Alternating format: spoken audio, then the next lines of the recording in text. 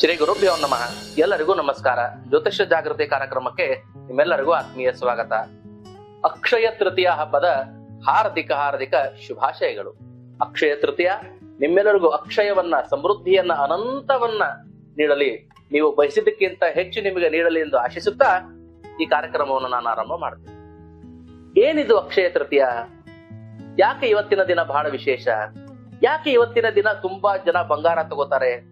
ದೇವರ ಪೂಜೆ ಪುನಸ್ಕಾರ, ಮದುವೆ, ಮುಂಜಿವೆ, ನಾಮಕರಣ, ಹೊಸ ವ್ಯಾಪಾರದ ಆರಂಭ, ಹೊಸ ವಾಹನವನ್ನ ತಗೊಳ್ಳೋದು, ಹೊಸ ಬಿಸ್ನೆಸ್ ಸ್ಟಾರ್ಟ್ ಮಾಡೋದು, ಮದುವೆ ಮಾಡ್ಕೊಳ್ಳೋದು, ಮನೆ ಓಪನಿಂಗ್ ಮಾಡೋದು, ಇವೆಲ್ಲವನ್ನ ಯಾಕೆ ಮಾಡ್ತಾರೆ ಇವತ್ತಿನ ದಿನ? ಏನಿದರ ವಿಶೇಷತೆ? ಇಡೀ ವರ್ಷ ಪೂರ್ತಿ ಕಾಯ್ದು ಅಕ್ಷಯ ತೃತೀಯ ದಿನಕ್ಕೋಸ್ಕರ ಬಂಗಾರ ತಗೊಳ್ತಾ ಇರ್ತಾರೆ. ಇದೆಲ್ಲರ ಹಿಂದಿರುವತಕ್ಕಂತಹ ಕಾರಣಗಳನ್ನ ಪರಿಪರಿಯಾಗಿ ಬಿಡಿಸಲು ನಾನು ಇವತ್ತು ಬಂದಿದ್ದೇನೆ.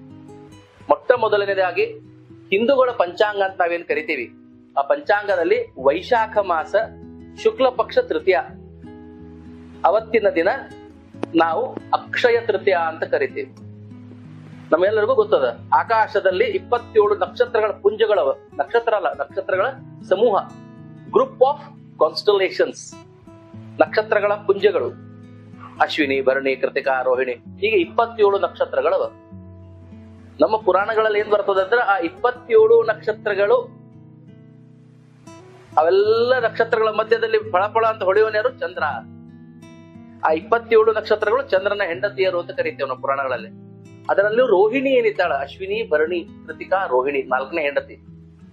ಅವಳ ಮೇಲೆ ಚಂದ್ರನಿಗೆ ವಿಶೇಷವಾದ ಆಕರ್ಷಣೆ, ಪ್ರೀತಿ ಅಂತ ಪುರಾಣಗಳಲ್ಲಿ ಎಲ್ಲೋ ಒಂದ್ ಕಡೆ ಬರ್ತದೆ. ಮತ್ತೆ ಜ್ಯೋತಿಷ್ಯ ಶಾಸ್ತ್ರದಲ್ಲಿ ಸೂರ್ಯ ಮೇಷರಾಶಿಗೆ ಬಂದರೆ ಉಚ್ಚನಾಗುತ್ತಾನೆ 10 ಡಿಗ್ರಿ ಒಳಗೆ, ಚಂದ್ರ ವೃಷಭ ರಾಶಿಯಲ್ಲಿದ್ದರೆ ಉಚ್ಚನಾಗುತ್ತಾನೆ ಅಂತ ಜ್ಯೋತಿಷ್ಯದಲ್ಲಿ ಬರ್ತದೆ. ಈ ಅಕ್ಷಯ ತೃತೀಯದ ದಿನ ಸೂರ್ಯನು ಮೇಷರಾಶಿಯಲ್ಲಿರ್ತಾನ, ಚಂದ್ರ ವೃಷಭ ರಾಶಿಯಲ್ಲಿರ್ತಾನ. ಅಂದ್ರೆ ಪ್ರಕೃತಿಗೆ ಶಕ್ತಿ, ಪೋಷಣೆ, ಚೈತನ್ಯವನ್ನ ಕೊಡುವಂತಹ ಸೂರ್ಯಚಂದ್ರರು ಪರಮೋಚ್ಚ ಸ್ಥಿತಿಯಲ್ಲಿರುವಂತಹ ಮುಹೂರ್ತ ಆ ಅಕ್ಷಯ ತೃತೀಯ. ಹಾಗಾಗಿ ಇದು ಶ್ರೇಷ್ಠವಾದ ದಿನ. ಎಲ್ಲಕ್ಕಿಂತ ಮುಖ್ಯವಾಗಿ ನಿಮಗೆ ಹೇಳುವುದಾದರೆ, ಅಕ್ಷಯ ತೃತೀಯ ಅನ್ನುವ ಪದದ ಅರ್ಥ ಹೇಳ್ತೀನಿ. ಅ ಮತ್ತು ಪ್ಲಸ್ ಕ್ಷಯ, ಎಂದೂ ಕಡಿಮೆಯಾಗಲಾರದ, ಎಂದೂ ಕೊನೆಗೊಳ್ಳಲಾರದ ಮುಹೂರ್ತ. ಅವತ್ತಿನ ದಿನ ನೀವು ಮಾಡುವಂತಹ ದಾನ 10ರಷ್ಟು ಅಕ್ಷಯವಾಗುತ್ತದೆ. ನೀವು ಮಾಡುವ ದೇವರ ಜಪ, ನೀವು ಮಾಡುವ ಪೂಜೆ, ನೀವು ನಿಮ್ಮ ಪಿತೃಗಳಂತೇನಿದ್ದಾರ, ಯಾರು ಇಹಲೋಕವನ್ನ ತ್ಯಜಿಸಿ ಅವರು ಪರಲೋಕದಲ್ಲಿದ್ದಾರೆ, ಅವರನ್ನ ಸ್ಮರಿಸಿ ತಿಲದರ್ಪಣಗಳನ್ನ ಮಾಡುವುದರಿಂದ, ಅನೇಕ ರೀತಿಯ ದಾನ ಧರ್ಮಗಳನ್ನ ಮಾಡುವುದರಿಂದ, ಹೊಸ ಪದಾರ್ಥಗಳನ್ನ ಅವತ್ತು ಖರೀದಿಸುವುದರಿಂದ, ಈ ಕೃಷಿಕರೇನಿರ್ತಾರ, ಫಾರ್ಮರ್ಸ್, ಅವತ್ತಿನ ದಿನ ಈ ಚೈತ್ರ ಮಾಸದಲ್ಲೆಲ್ಲ ಅದನ್ನೇನು ಭೂಮಿಯನ್ನೆಲ್ಲ ಹದ ಮಾಡಿಟ್ಟಿರ್ತಾರ, ಮಳೆ ಬರುವ ಸಮಯ ಆತಲ್ಲ.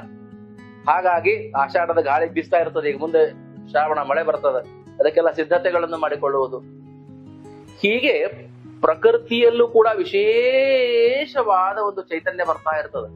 ಒಂದ್ ಕಡೆ ಬಿಸಿಲು ಇರ್ತದ, ಒಂದ್ ಕಡೆ ಮಳೆ ಇರ್ತದ, ಹುಳಿಯಾದ ಸಿಹಿಯಾದ ಪದಾರ್ಥಗಳು ಪ್ರಕೃತಿಯಲ್ಲಿ ಬೆಳೀತಾ ಇರ್ತದ. ಅಗದಿ ಚೈತನ್ಯಪೂರಿತ ರಮಣೀಯವಾದ ಒಂದು ಮುಹೂರ್ತ ಈ ಒಂದು ನಮ್ಮ ಅಕ್ಷಯ ತೃತೀಯ.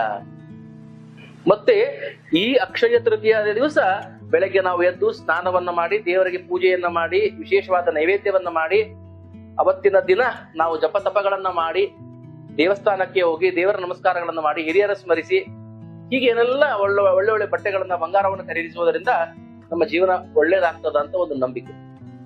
ಇದನ್ನ ಮೀರಿ ಇವತ್ತಿನ ದಿನದ ಇತಿಹಾಸವನ್ನ ಹೇಳ್ತೇನೆ. ನಮ್ಮ ಪುರಾಣ, ಮಹಾಭಾರತ, ರಾಮಾಯಣದಲ್ಲಿ ಏನೇನ್ ಬರ್ತದಪ್ಪ? ಭಗೀರಥ ಶಿವನನ್ನ ಸ್ತುತಿಸಿ ಗಂಗೆಯನ್ನ ಧರೆಗೆ ತಂದು ದಿನ, ವಿಷ್ಣುವಿನ 6ನೇ ಅವತಾರ, ಪರಶುರಾಮ ದೇವರ ಜಯಂತಿ, ಈ ಜಗತ್ತಿಗೆ ಅನ್ನವನ್ನು ನೀಡುವಂತ ಅನ್ನಪೂರ್ಣೇಶ್ವರಿ ತಾಯಿಯ ಜಯಂತಿ, ಜನ್ಮದಿನ, ಜನಿಸಿದ ಅವತಾರ ತಾಳಿದ ದಿನ, ಬಲರಾಮರು ಜನಿಸಿದ ದಿನ.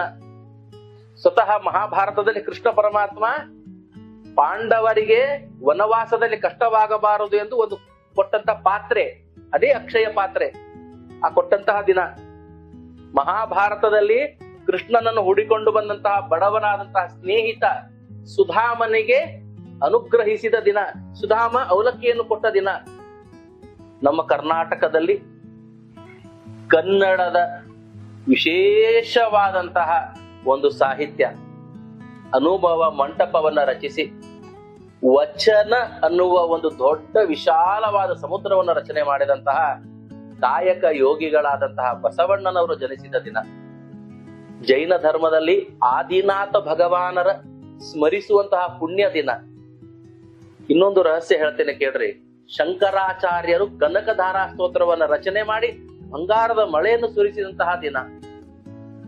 ಕುಬೇರ ಮಹಾಲಕ್ಷ್ಮಿಯನ್ನ ಪೂಜೆ ಮಾಡಿ ಇಡೀ ದೇವತೆಗಳ ಸ್ವರ್ಗಲೋಕಕ್ಕೆ ಟ್ರೆಜರರ್ ಖಜಾಂಚಿಯಾಗಿ ನೇಮಕಗೊಂಡ ದಿನ. ಹೀಗೆ ಮಾತಂಗಿಯ ಜನ್ಮದಿನ ಅಂತ ಕರೀತಾರ. ಮತ್ತೆ ಎಲ್ಲಕ್ಕಿಂತ ಮುಖ್ಯವಾಗಿ ಇವತ್ತು ಯಾಕೆ ದಾನವನ್ನು ಮಾಡುವುದರಿಂದ ಶ್ರೇಷ್ಠತೆ ಯಾಕೆ ಬರ್ತದೆ ಅಂದ್ರೆ ದಾನಶೂರ ಕರ್ಣನು ಜನಿಸಿದ ದಿನ. ಮತ್ತೆ ಮಹಾಭಾರತದಲ್ಲಿ ಈ ಪಾಂಡವರು ಶಸ್ತ್ರಾಸ್ತ್ರಗಳನ್ನೆಲ್ಲ ಕಳ್ಕೊಂಡ್ಬಿಟ್ಟಿರ್ತಾರ, ಅಜ್ಞಾತವಾಸ ವನವಾಸ ಅಂತ ಹೋಗ್ಬಿಟ್ಟಿರ್ತಾರ. ಅವಾಗ ಅದೆಲ್ಲ ಅಜ್ಞಾತವಾಸ ವನವಾಸವನ್ನ ಮುಗಿಸಿ ರಾಜ್ಯಕ್ಕೆ ಬಂದು ಮತ್ತೆ ಆ ಬನ್ನಿ ಗಿಡದ ಕೆಳಗಡೆ ನೆಟ್ಟಿರ್ತಾರಲ್ಲ ಅಸ್ತ್ರಗಳನ್ನ, ಅಲ್ಲೆಲ್ಲ ಮತ್ತೆ ಪುನಃ ಪಡೆದಂತಹ ದಿನ.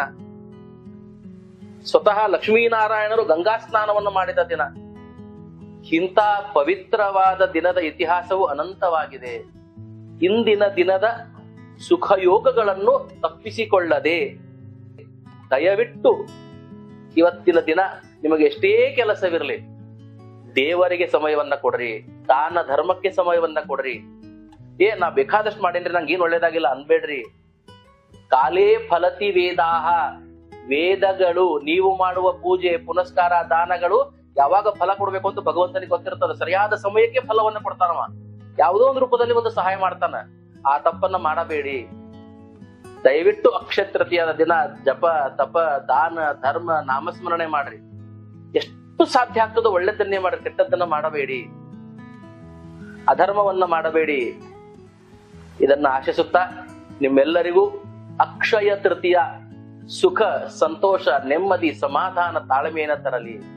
ಮನುಷ್ಯನಿಗೆ ಆಧ್ಯಾತ್ಮಿಕ ಸುಖವೂ ಬೇಕು, ನಮಗೆ ದೈಹಿಕ ಸುಖವೂ ಬೇಕು.